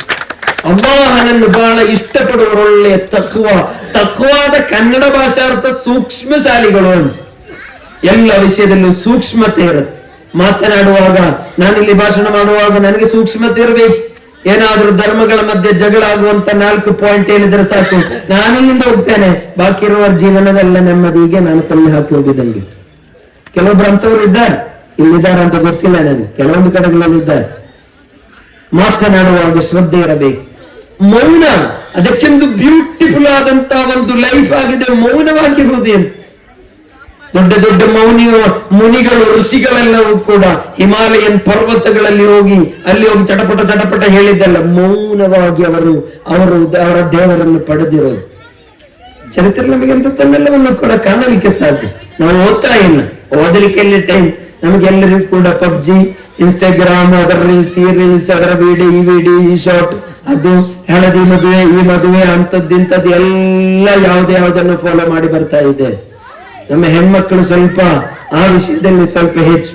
ಮನೆಯಲ್ಲಿ ಏನಾದ್ರೂ ಮದುವೆ ನಡೆಯುವುದಾದ್ರೆ ಅವರು ಕಂಡೀಷನ್ ಆಗ್ತಾರೆ, ಹಳದಿ ಮದುವೆಗೆ ಇಷ್ಟು ರೂಪಾಯಿ ಬೇಕಾಗುತ್ತೆ, ಇಂಥ ಡ್ರೆಸ್ಗಳು ಬೇಕಾಗುತ್ತೆ, ಈ ರೀತಿಯಾಗಿ ಕೊಟ್ರೆ ಮಾತ್ರ ಇಲ್ಲಿ ನಡೆಯುವುದು. ಫ್ಯಾಮಿಲಿ ಸೆಂಟ್ರಿಕ್ ಆಗಿರುವುದು ಮಹಿಳೆಯ ದರ್ಬಾರ್ನಲ್ಲಿ ನಡೆಯುವುದಾದರೆ ಅವಳಿಗೆ ದೀನಿಲ್ಲ ಅಂದ್ರೆ ಆ ಸಮಾಜ ಹಾಳಾಯ್ತು ಎಂದರ್ಥ. ಹೀಗೆ ಬೇಜಾರೈತೆ ಹೇಳಿರೋದಕ್ಕೆ ಹೇಳ್ಬೇಕಲ್ವಾ. ಕೆಲವೊಬ್ಬರು ಗಂಡಸರನ್ನೆಲ್ಲ ನಿಯಂತ್ರಿಸುವುದು ನೋಡಿದ್ರೆ ಅದ್ಭುತ ಆಗುತ್ತೆ. ಪಾಪ ಬೆಳಿಗ್ಗೆಯಿಂದ ಸಂಜೆವರೆಗೆ ಕಷ್ಟಪಟ್ಟು ದುಡಿದು ಹೇಗಾದ್ರೂ ಒಂದು 4 ಪೈಸೆಯನ್ನು ತೆಗೆದುಕೊಂಡು ಮನೆಗೆ ಬಂದಾಗ ಇವನಿಗೆ 5 ಪೈಸೆ ಕಿಮ್ಮತ್ತೇನು ಕೊಡಿ, ಇವನು ದುಡ್ಡು ಬೇಕು. ಆ ರೀತಿ ನೀವೆಲ್ಲ ಅಲ್ವಾ? ಅಂತವರಲ್ಲ ನೀವು ಒಳ್ಳೆಯವರಂತ ನನಗೆ ಗೊತ್ತು. ಕಡಿವಾಳದಲ್ಲಿರೋರು ನೀವು ಚಲುವಾಗಿ, ಇಲ್ಲಾಂದ್ರೆ ಇಷ್ಟು ಮಂದಿ ಇಲ್ಲಿ ಸೇರ್ತಾ ಇರ್ಲಿಲ್ಲ. ಹೆಚ್ಚಿನ ಕಡೆಗಳಲ್ಲಿ ಧಾರ್ಮಿಕ ಕಾರ್ಯಕ್ರಮಗಳು ಮಾಡುವಾಗ ಗಂಡಸರು ಸೇರಲ್ಲ, ನಿಮ್ಮ ಹೆಣ್ಮಕ್ಳೆಲ್ಲ ಸೇರಿರೋ ಕಾರಣಕ್ಕೆ ನೀವೆಲ್ಲ ಇಲ್ಲಿ ಸೇರಿರೋರು. ಗೊತ್ತಾಯ್ತಲ್ಲ? ನಿಜ ಹೇಳಿರೋರು. ಗಂಡಸರು ಸೇರಲ್ಲ, ಹೆಣ್ಮಕ್ಳು ಬೇಕಾದಷ್ಟು ಸೇರ್ತಾರೆ. ಅದಕ್ಕೊಂದು ಪರ್ದೆ ಹಾಕಿ ಭಾಷಣ ಮಾಡೋರಿಗೆ ಹೇಳ್ತಾರೆ, ಹಜರತ್ ಮಹಿಳೆಯರು ಸುಮಾರು ಇದ್ದಾರೆ, ಒಡ್ಡೀರಿ ಅಂತ ಹೇಳಿ ಬರ್ಕೊಡ್ತಾರೆ. ಗಂಡಸರು ಸಿಗಲ್ಲ. ಅದ್ರಲ್ಲಿ ಒಂದಿಷ್ಟು ಮಂದಿ ಇಲ್ಲಿ ಸೇರಿದ್ದೀರಿ ನೋಡಿ, ಅದು ಅವರು ಚಲೋ ಇರೋ ಕಾರಣಕ್ಕೆ. ಮಾಷಾ ಅಲ್ಲಾಹ್, ಅಲ್ಲಾಹ್ ಅವರಿಗೆಲ್ಲರಿಗೂ ಕೂಡ ಬರಕತ್ತನ್ನು ಕೊಟ್ಟು ಕರುಣಿಸಲಿ. ಹೆಣ್ಮಕ್ಕಳಿಗೆ ಚಲವಾದ ಶಿಕ್ಷಣ ಕೊಡಬೇಕು, ಅವರಿಗೆ ಪರದಾದ ಬಗ್ಗೆ ಹೇಳಿಕೊಡ್ಬೇಕು. ಬೈಬಾರ್ದು, ಜಗಳದ ಎಲ್ಲದಕ್ಕೂ ಬೈಗಳು ಪರಿಹಾರನೇ ಅಲ್ಲ, ದ್ವೇಷ ಪರಿಹಾರ ಅಲ್ಲ. ಒಂದೆರಡು ಮಾತಾಡೋದು, ನಾವು ಉತ್ತರ ಕರ್ನಾಟಕ ಮಂದಿ ಹೊರಟು ಮಂದಿ ಅಂತೀವಿ, ಅದೆಲ್ಲ ನಿಮ್ ಮನೆಯಲ್ಲಿ ಇಟ್ರೆ ಸಾಕು, ಅದೆಲ್ಲ ಹೊರಗೆ ಹೇಳೋಂಗಿಲ್ಲ, ಅದೆಲ್ಲ ಮರ್ಯಾದೆದ ವಿಷಯ. ನಾವು ಬೈಯುವವರು ಬಾಯಲ್ಲಿ ಎಪ್ಪೋ ಹೊಲಸು ಯೂಸ್ ಮಾಡ್ತೀರಿ, ಏನೇನು ಯೂಸ್ ಮಾಡ್ತೀರಿ ಒಬ್ಬ ತಾಯಿಯ ಬಗ್ಗೆ ತಂದೆಯ ಬಗ್ಗೆ ಎಲ್ಲ ಯೂಸ್ ಮಾಡೋರು ಸ್ವಲ್ಪ ಆದ್ರೂ ಕನಿಕರ ಬೇಕಲ್ವಾ? ಸ್ವಂತ ತಾಯಿಯನ್ನು ಬೈದರೆ ಸ್ವಂತ ತಂದೆಯನ್ನು ಬೈದರೆ. ಹುಜೂರ್ ಸಲ್ಲಲ್ಲಾಹು ಅಲೈಹಿ ವಸಲ್ಲಂ ಹತ್ತಿರ ಬಂದರು ಒಬ್ಬರು ಸ್ವಹಾಬಿ, ಒಬ್ಬರು ಬಂದು ಕೇಳಿದರು, ಓ ಪ್ರೊಫೆಟ್ ಮೊಹಮ್ಮದ್ ಸಲ್ಲಲ್ಲಾಹು ಅಲೈಹಿ ವಸಲ್ಲಂ, ನಿಮ್ಮ ಇಸ್ಲಾಂ ಅಂದ್ರೆ ನನಗೆ ಇಷ್ಟ, ಆದ್ರೆ ನನಗೆ ವ್ಯಭಿಚಾರ ಮಾಡ್ಲಿಕ್ಕೆ ಇರುವಂತ ಒಂದು ಅವಕಾಶ, ಅಂದ್ರೆ ಲೈಂಗಿಕವಾದಂತ ಸುಖ ಸಿಕ್ಕಿದಂತಹ ಮನೆಗಳಿಗೆ ಹೋಗಿ ನನಗೆ ಆ ಸುಖ ಅನುಭವಿಸ್ಬೇಕು, ಅದಕ್ಕೆ ಪರ್ಮಿಟ್ ಕೊಟ್ರೆ ನಿಮ್ಮ ಇಸ್ಲಾಮಿಗೆ ನಾನು ಬರ್ತೇನೆ ಅಂತ ಹೇಳಿದ್ರು. ಪ್ರವಾದಿ ಸಲ್ಲಲ್ಲಾಹು ಅಲೈಹಿ ವಸಲ್ಲಂ ಹೋಗು ಕೊಡಲ್ಲ ಅಂತ ಅಲ್ಲೇ ಹೇಳಿರೋರು. ಆ ರೀತಿಯ ದಾವತ್ತಿನ ಸ್ಟೈಲ್ ಎಲ್ಲ ಬರದು. ಪ್ರವಾದಿ ಸಲ್ಲಲ್ಲಾಹು ಅಲೈಹಿ ವಸಲ್ಲಂ ಮೌನವಾಗಿ ಕೇಳಿದ ನಂತರ ಹತ್ತಿರ ಕರೆದು ಹೇಳಿದರು, ನಿನ್ನೊಂದಿಗೊಂದು ಪ್ರಶ್ನೆ ಕೇಳಲ್ಲ, ನೀನು ಎಲ್ಲಿಗಾದರೂ ಈ ಲೈಂಗಿಕ ನಿನ್ನ ಆಸೆಯನ್ನು ಪೂರೈಸಲಿಕ್ಕೆ ಬೇಕು ಅಂದ್ರೆ ವ್ಯಭಿಚಾರಕ್ಕಾಗಿ ನೀನು ಹೋದರೆ ಆ ಹೆಣ್ಣು ಯಾರದಾದ್ರದ್ದು ತಾಯಿ ಆಗಿರುತ್ತ? ಹೌದು. ಅಥವಾ ಯಾರದಾದ್ರೊಬ್ಬರ ಅಕ್ಕ ಆಗಿರುತ್ತ? ಹೌದು. ಅಥವಾ ಯಾರದಾದ್ರೊಬ್ಬರ ಹೆಂಡತಿ ಆಗಿರುತ್ತ? ಹೌದು. ಅಥವಾ ಯಾರದಾದ್ರೊಬ್ಬರದ್ದು ಮಗಳಾಗಿರುತ್ತ? ಹೌದು. ಈ 4 ಅಲ್ಲದ 5 ಒಂದು ಹೆಣ್ಮಗು ಸಿಗುವಾಗ ನೀನು ಮಾಡು ಅಂತ ಹೇಳಿದ್ರು. ಅವನ ಮನಸ್ಸಲ್ಲಿ ಭಯ ಬಂತು, ಟೆನ್ಷನ್ ಆಯ್ತು. ಅಲ್ಲಿಂದಲೇ ಅವನು ಚೇಂಜ್ ಆಯ್ತು, ಇಸ್ಲಾಂ ಕಬೂಲ್ ಮಾಡಿದ್ದು. ಪ್ರವಾದಿವರ ಜೀವನ, ಆ ಒಂದು ಭಾಷಣದ ಸ್ಟೈಲ್ ನೋಡಿ 1 ತಾಸು ಭಾಷಣ ಮಾಡಿಲ್ಲ ಅವರು, ಬೈದೂ ಇಲ್ಲ. ಬಿಚ್ಚೋಣದ ಪರ್ಮಿಷನ್ ಕೇಳ್ಕೊ ಬರ್ತಾ ಇರೋದ ಅಂತ ಹೇಳಿ ಕೆಲವೊಬ್ಬರು ಇರ್ತಾರೆ. ಇಲ್ಲಿ ಅಧ್ಯಕ್ಷರಾಗ್ಯಾರ, ನಾನು ಜಮಾತ್ ಅಧ್ಯಕ್ಷರಲ್ಲಿ ಇರ್ತಾರೆ, ಇವಪ್ಪ ಅಂಜುಮನ್ ಅಧ್ಯಕ್ಷರಲ್ಲ, ಒಂದೊಂದು ಕಡೆಗಳಲ್ಲಿ ಅವರೇ ಇಡೀ ಸಾಮ್ರಾಜ್ಯ ನಡೆಸುವರು. ಅವರು ಹೇಳಿದ್ದಂಗೆ ಕೇಳ್ಬೇಕು. ಬಾಕಿಯವರು ಆವಾಜ್ ಮಾಡಿದ್ರೆ ಹೇಳ್ತೀವಿ, ಏನೇನೋ ಯೂಸ್ ಮಾಡ್ತಾರೆ, ಅವನ ಈಗ ಯೂಸ್ ಮಾಡಲ್ಲ ಅಂತ ಅಧ್ಯಕ್ಷರಿಲ್ಲ. ನಮ್ಮ ಒಳ್ಳೆ ಅಧ್ಯಕ್ಷರು, ಅವರ ಸ್ವಭಾವ ನೋಡುವಾಗ ಗೊತ್ತಾಗಿತ್ತು. ಮಾತ್ರ ಅಲ್ಲ, ನೀವೆಲ್ಲರೂ ಕೂಡ ಚಲೋ ಇದ್ದೀರಿ, ಒಳ್ಳೆ ಮನುಷ್ಯರನ್ನ ಒಳ್ಳೆ ಮನುಷ್ಯರಂತ ಹೇಳ್ಬೇಕು. ನಿಮ್ಮನ್ನೀಗ ಗಾಳಿಗೆ ಏರಿಸಿದ್ರೆ ನನಗೆ ನೀವೆಲ್ಲರೂ ಕೂಡ 10,000 ರೂಪಾಯಿ ಕೊಟ್ಟು ಕಳಿಸ್ತೀರ, ಇರುವುದನ್ನು ಹೇಳ್ತಾ ಇದ್ರು. ನೀವು ಚಲೋ ಮಂದಿ ಇದೆ, ಅಲ್ಹಮ್ದುಲಿಲ್ಲಾಹ್. ಅಲ್ಲಾಹ್ ಹೀಗೆ ಇಟ್ಟಿರಲಿ ನಿಮ್ಮ ಮನಸ್ಸಲ್ಲಿ, ನಿಮ್ಮ ನಡೆಯಲ್ಲಿ ಒಳ್ಳೆಯ ಬಾಂಧವ್ಯವನ್ನು ಅಲ್ಲಾಹ್ ಕೊಡಲಿ. ನಾವು ಅಧಿಕಾರವನ್ನು ತೋರಿಸುವವರಾಗಬಾರದು. ಫಿಲಾಸಫಿಯಲ್ಲಿ ಒಂದು ಚರ್ಚೆ ಇದೆ, ಪವರ್ ಎಲ್ಲಿ ವರ್ಕ್ ಆಗುತ್ತೆ, ನನಗಿಂತ ಸ್ವಲ್ಪ ಕೆಳಗಿದ್ರೆ ಅವನ ಮೇಲೆ ಆವಾಜ್ ಮಾಡೋದು, ಅಂತವರು ನಾವು ಆಗಬಾರದು. ನಾವು ಯಾವತ್ತೂ ಕೂಡ ಸೌಮ್ಯದಿಂದ ಮಾತನಾಡುವವರಾಗಬೇಕು. ಯಾವಾಗಲೂ ಕೂಡ ನಮ್ಮ ಮಾತನ್ನು, ನಮ್ಮ ಹಿತ ನುಡಿಯನ್ನು ಕೇಳುವಾಗ ಮಂದಿಗೆ ಅದು ಇಷ್ಟ ಆಗಬೇಕು. ನಮ್ಮ ಮಾತಿನಲ್ಲಿ ಒಳ್ಳೆ ತೂಕನೂ ಇರಬೇಕು. ಮಾತು ಅಂತ ಹೇಳಿ ಸಿಕ್ಕಿದ ಎಲ್ಲರೂ ನಗಾಡಿಸುವಂತ ಕೆಲಸ ಮಾಡಬಾರದು. ಅವನೊಬ್ಬ ಕಾಮಿಡಿ ಮಾಡುವನು, 4 ಕಡೆಗಳಲ್ಲಿ ಒಂದು ಮದುವೆಯಲ್ಲಿ ಊಟ ಮಾಡುವ ನಾಷ್ಟು ಏನೋ ಹೇಳಿರ್ಬೋದು, ಆಗ 4 ಮಂದಿ ನಗಾಡಿರ್ಬೋದು. ಮತ್ತಿವನಿಗೆ ಸ್ವಲ್ಪ ನಾನು ಹೇಳಿದ್ರೆ ಎಲ್ಲರೂ ನಗಾಡಿ ಬಿಡುತ್ತೆ ಅಂತ, ಮತ್ತಿವನಿಗೆ ಎಲ್ಲ ಬರೋದು ಕೆಳಗಿನ ಮಾತಿಗಳ, ಇದು ಯೂಸ್ ಮಾಡೋದೇ ಅಂತೇಳಿ 4 ಮಂದಿ ಹಲ್ಲು ತೋರಿಸ್ಬಿಟ್ರೆ ಇವನಿಗೆ ಸಮಾಧಾನ. ಅಂತ ನೋಕಲು ನಾವು ಆಗಬಾರ್ದು. ಫುಲ್ ಪಕ್ಕ ಸ್ಟ್ಯಾಂಡರ್ಡ್ ಆಗಿ ಅವ್ರ ಹತ್ರ ಮಾತಾಡಲ್ಲ, ಕೋಟಿ ಟೈಲ್ ಆಗಿ ಹೀಗೆ ನಡೆಯೋದು ಆಗಬಾರ್ದು. ಒಂದು ಮಿತವಾಗಿ ಅಲ್ಲಿ ಉತ್ಸವ ಎಲ್ಲರೊಂದಿಗೆ ಒಳ್ಳೆ ರೀತಿಯಲ್ಲಿ ಬೆರೆಯವರಾಗಬೇಕು. ನಮಾಜ್ಗಳನ್ನು ಕಡ್ಡಾಯವಾಗಿ ಮಾಡಬೇಕು. ನನ್ನ ತಾಯಂದಿರು ಅದರಲ್ಲಿ ಸ್ವಲ್ಪ ಜವಾಬ್ದಾರಿಯನ್ನು ತೆಗೆದುಕೊಳ್ಳಬೇಕು. ನೀವು ಬೆಳಿಗ್ಗೆ ಬೇಗ ಎದ್ದೇಳಬೇಕು, ನಿಮ್ಮ ಗಂಡಸರನ್ನು ಕರೆಯಬೇಕು, ಮಕ್ಕಳನ್ನು ಕರೆಯಬೇಕು, ನಮಾಜುಗಳ ಬಗ್ಗೆ ಅವರಿಗೆ ಕಲಿಸಿಕೊಡಬೇಕು. ನಮಾಜು ಯಾವತ್ತೂ ಕೂಡ ಎಲ್ಲಾ ಕೆಡುಕುಗಳಿಂದ ನಿಮ್ಮನ್ನು ದೂರ ಮಾಡುತ್ತೆ. ಅದೇ ಅಜಾನಲ್ಲಿ ಹೇಳ್ತಾ ಇರೋದು ಹಯ್ಯ ಅಲ ಸ್ವಲಾ, ನಮಾಜಿಗೆ ಬಾ ಅಂತ. ಕೆಲವೊಬ್ಬರು ವರ್ಷದಲ್ಲ ಎಲ್ಲ ಮಾತ್ರ ಕೇಳ್ತಾರಂತೆ, ಬಾಕಿ ಕೇಳ್ತಾ ಇಲ್ಲ ಅಂತೆ. ಕೆಲವೊಂದು ಭಾಷಣಗಳಿಂದ ಆಗ ಅರ್ಥ ಆಗ್ತಾ ಇದೆ. ಇದರ ಪೂರ್ತಿ ಅರ್ಥ ಕೇಳಿದರೆ ಎಲ್ಲರಿಗೂ ಕೂಡ ಅದ್ಭುತ ಆಗುತ್ತೆ. ಹಯ್ಯ ಅಲ ಸ್ವಲಾ, ನಮಾಜಿಗೆ ಬಾ, ಅದು ಹಯ್ಯ ಅಲಲ್ ಫಲಾ, ಅದು ನಿನಗೆ ಒಳಿತಾಗಿದೆ. ಕಾರಣ ಏನು?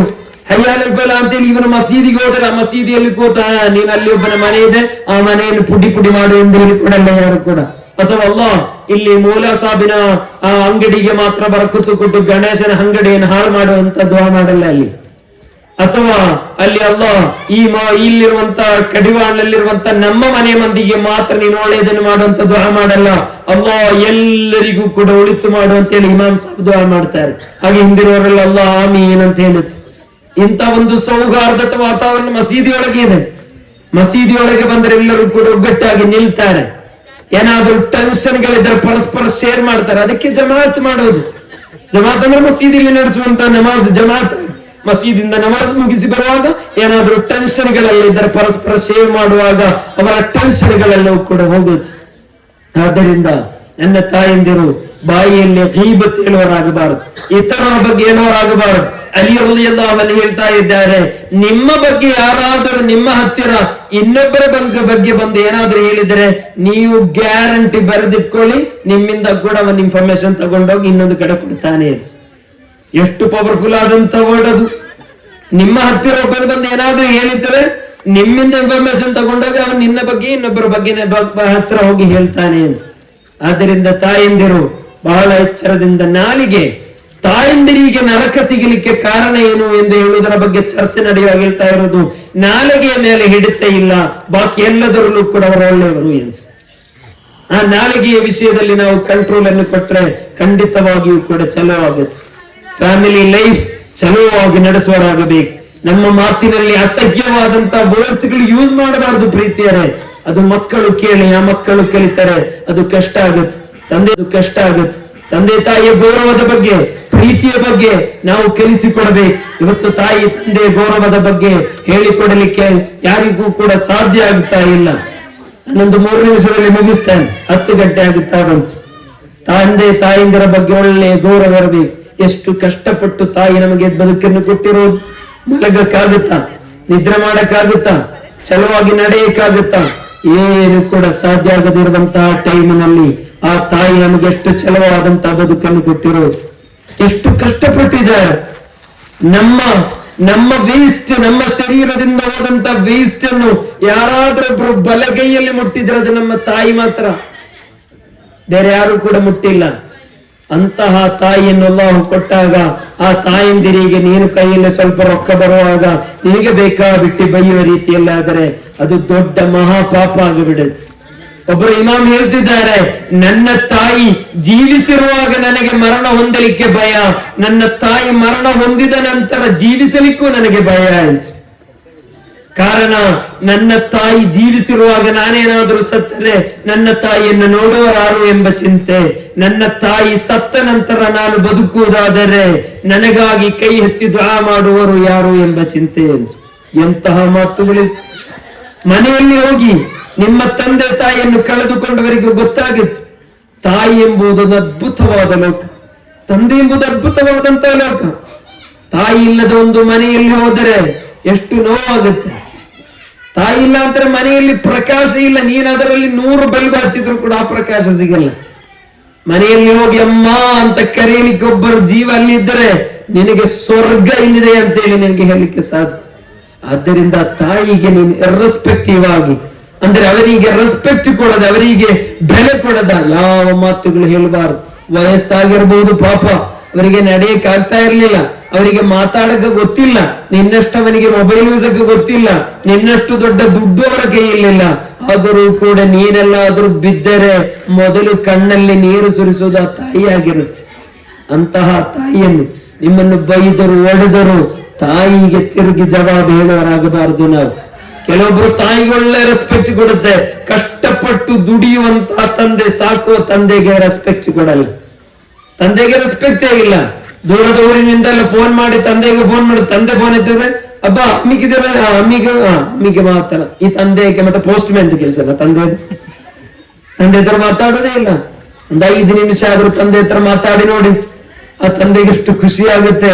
ನನ್ನ ಮಗ ಒಂದ್ಸತಿ ಒಂದು 500 ರೂಪಾಯಿ ಕೊಟ್ಟು ನೋಡಿ, ಏನಿಲ್ಲ ಒಂದು ಈದ್ ದಿನ ಆಗಿ ಒಂದು 500 ರೂಪಾಯಿ ಆ ಪಾಕೆಟಿಗೆ ಕೊಟ್ಟು ಹೇಳಿ ಏನಾದ್ರೂ ತಿನ್ನಿಯಪ್ಪ ಅಂತ ಹೇಳುವಾಗ ಆ ಕಣ್ಣಲ್ಲಿ ಕಣ್ಣೀರು ಬಂದಿಲ್ಲ ಅಂದ್ರೆ ಮನುಷ್ಯ ಆಗಿರಕ್ಕಿಲ್ಲ. ಬಂದೇ ಬರುತ್ತೆ, ಗ್ಯಾರಂಟಿ ಆಗಿ ಬರುತ್ತೆ. ಯಾವಾಗಾದ್ರೂ ಒಂದು ಹಬ್ಬ ಬರುವಾಗ ಫಸ್ಟ್ ಹೋಗಿ ಆ ತಂದೆ ತಾಯಿಯ ಕೈಯನ್ನು ಹಿಡಿದು ಒಂದು ಚುಂಬನವನ್ನು ಕೊಟ್ರೆ ಅದಕ್ಕಿಂತ ಮಿಗಿಲಾದದ್ದು ಯಾವುದಾದ್ರೂ ನಿಮ್ಮಿಂದ ಎಕ್ಸ್ಪೆಕ್ಟ್ ಮಾಡಲ್ಲ. ನೀವು ಕೋಟಿಗಟ್ಟಲೆ ಕೊಡಬೇಕೆಂದೇನು ಅವರಿಗಿಲ್ಲ. ನೀವೇನು ಮಾಡುವಾಗಲಮ್ಮ ನಾನು ಇವತ್ತು ಬೆಂಗಳೂರಿಗೆ ಒಂದು ಅವಶ್ಯಕತೆಗಾಗಿ ಹೋಗ್ತಾ ಇದ್ದೇನೆ ಎಂದು ನೀವು ಅವರಿಗೊಂದು ಹೇಳಿ, ಅಮ್ಮ ನಿಮ್ಮ ದುಆ ಸಾಕು ಅಂತ ಹೇಳಿದ್ರೆ ಸಾಕು. ಅಥವಾ ಏನಾದ್ರೂ ಸ್ಟಾರ್ಟ್ ಮಾಡುವಾಗ ತಾಯಿಯಿಂದ ಸ್ಟಾರ್ಟ್ ಮಾಡಿಸ್ಬೇಕು. ಅವರ ಪ್ರಾರ್ಥನೆಯನ್ನು ನಾವು ಪಡೆಯಬೇಕು. ಅವ್ರು ನಿಮ್ಮನ್ನು ಬೈದ್ರೆ ಹೆಂಡತಿ ಹೇಳ್ಬಿಡ್ತಾರೆ, ಏನ್ ನಿಮ್ಮ ತಾಯಿ ರಾತ್ರಿ ಮಲಗುವಾಗ ನಿಮ್ಮ ತಾಯಿ ಏನ್ ಯಾವಾಗ ನೋಡಿದ್ರು ಆಗಿರ್ತಾರೆ, ಈಗ ನನ್ನನ್ನು ಏನ್ ನೋಡಿದ್ರು ಹಂಗೆ ಹಿಂಗೆ ಅಂತೇಳಿ ಪಿಲ್ಲೋದಲ್ಲಿ 4 ಚಿಕ್ಕು ಚಿಕ್ಕು ಚಿಕ್ಕು ಅಂತ ಹೇಳುವಷ್ಟರಲ್ಲಿ ತಾಯಿಯ ಮೇಲೆ ದ್ವೇಷ ಬರೋರಾಗಬಾರದು. ನನ್ನ ಹೆಣ್ಮಕ್ಕಳು ಕೂಡ ಹಾಗೇನೆ. ನೀವು ಯಾವತ್ತೂ ಕೂಡ ಇನ್ನೊಂದು ಮನೆಗೆ ಮದುವೆಯಾಗಿ ಹೋದರೆ ಆ ಮನೆಯಲ್ಲಿ ನೀವು ಒಳ್ಳೆ ರೀತಿ ಬದುಕನ್ನು ನಡೆಸಬೇಕು. ನೀನು ಆ ಮನೆಗೆ ಹೋದ ಕಾರಣಕ್ಕೆ ಆ ಕುಟುಂಬದಲ್ಲಿ ಗಲಾಟೆಗಳು ಸ್ಟಾರ್ಟ್ ಆಗಬಾರದು. ಎಷ್ಟು ಕಷ್ಟಪಟ್ಟಿರಬಹುದು, ಎಷ್ಟು ಮಂದಿ ಹತ್ತಿರ ಕಷ್ಟಪಟ್ಟು ದುಡಿದೊಂದು ಮದುವೆ ಮಾಡಿ ಕೊಟ್ಟಿರೋದು, ಅದನ್ನು ಬೇಗನೆ ಮುಗಿಸಿಬಿಡುವುದಲ್ಲ ಅಥವಾ ಮನೆಯಲ್ಲೇ ಬಂದು ನಿಲ್ಲುವುದಲ್ಲ. ಗಂಡನಿಗೆ ಸೇವೆಯನ್ನು ಮಾಡಬೇಕು. ಗಂಡಸರೊಂದಿಗೆ ಹೇಳ್ತಾ ಇದ್ದೇನೆ, ನಿಮ್ಮ ಹೊರಟು ಭಾಷೆ ನಿಲ್ಲಿಸಬೇಕು. ಅವರಿಗೆಲ್ಲ ನೀವು ಕೊಡಬೇಕು. ಅವರಿಗೆ ಮಗಳಾಗಿ ನೀವಿರಬೇಕು, ಅವರಿಗೆ ತಾಯಿಯಾಗಿ ನೀವಿರಬೇಕು, ತಂದೆಯಾಗಿ ನೀವಿರಬೇಕು. ಎಲ್ಲ ಆದ್ರೆ ಮಾತ್ರ ನೀವು ಮದುವೆ ಆದ್ರೆ ಸಾಕು.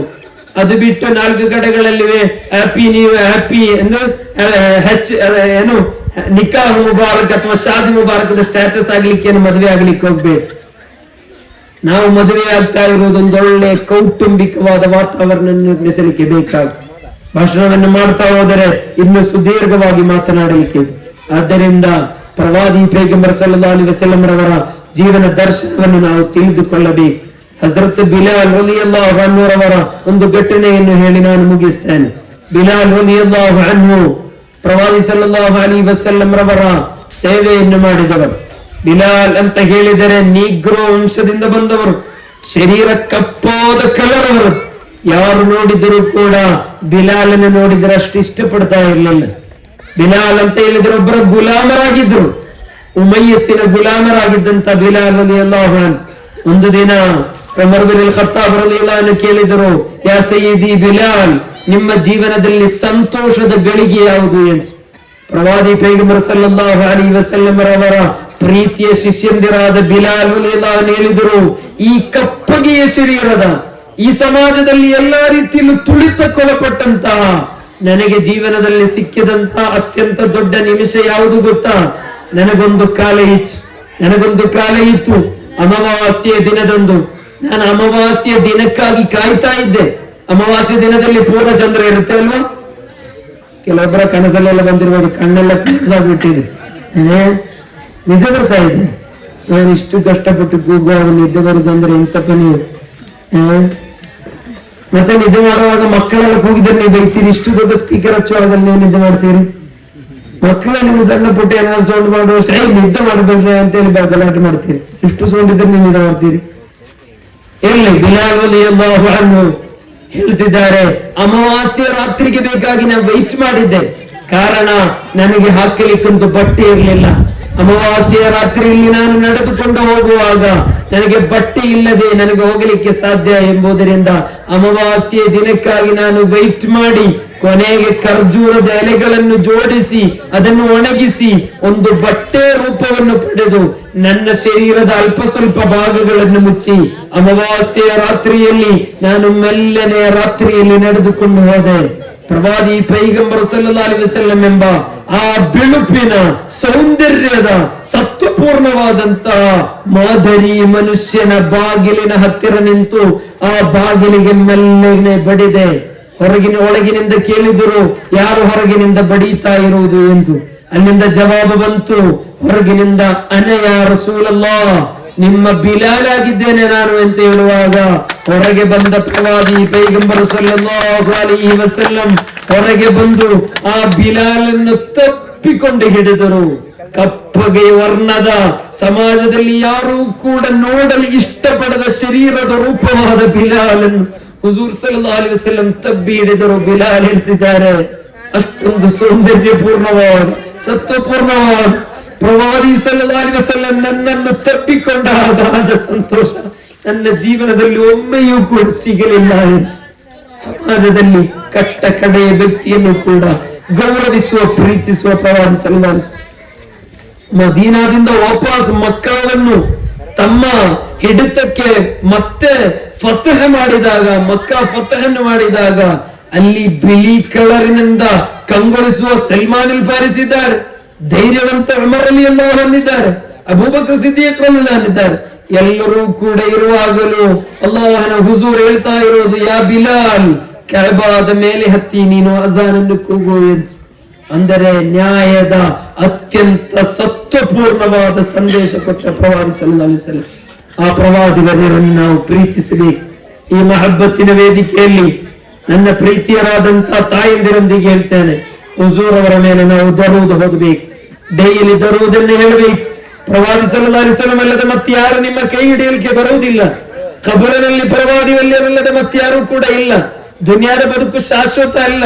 ಇಲ್ಲಿ ನಿಮ್ಮ ಗಂಡ, ನಿಮ್ಮ ತಂದೆ, ತಾಯಿ ಎಲ್ಲರೂ ಬಿಡ್ತಾರೆ. ಕಬರಿನಲ್ಲಿ ಒಬ್ಬಂಟಿಯಾಗಿ ಮಲಗಬೇಕು. ಅಲ್ಲಿ ಸಹಾಯಕ್ಕಿರುವಂತವರು ಹುಜೂರ್ ಅಕ್ರಮ್ ತಾಜದಾರೆ ಮದೀನಾ ಕಾ ಮುಹಮ್ಮದ್ ರಸೂಲುಲ್ಲಾಹ್ ಸಲ್ಲಲ್ಲಾಹು ಅಲೈಹಿ ವಸಲ್ಲಂ.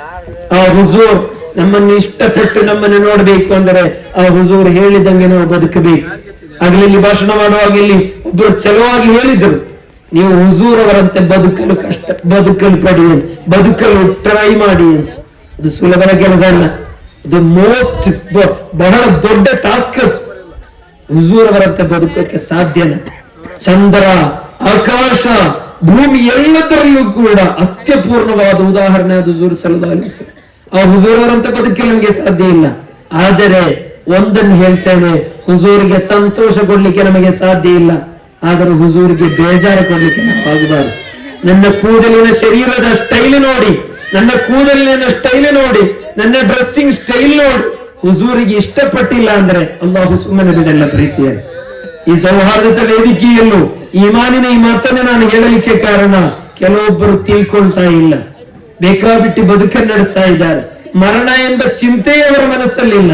ಪ್ರವಾದಿ ಪೈಗಂಬರ್ ಸಲ್ಲಲ್ಲಾಹು ಅಲೈಹಿ ವಸಲ್ಲಂ ಅವರ ಇಷ್ಕ್ ಅಂತ ಹೇಳಿದರೆ ಮೀಲಾದ್ ನಬಿ ಕಾರ್ಯಕ್ರಮ ಎಂದಲ್ಲ, ಅಥವಾ ಇಷ್ಕ್ ಮುಸ್ತಫಾ ಅಂತ ಹೇಳಿ ಕೂಗುವುದು ಮಾತ್ರ ಅಲ್ಲ, ಅಥವಾ ಕುಬ್ಬ ಅನ್ನು ಮನೆಯಲ್ಲಿ ಮಾಡುವುದು ಎಂದಲ್ಲ, ಜಂಡ ಹಚ್ಚುವುದು ಮಾತ್ರ ಅಲ್ಲ.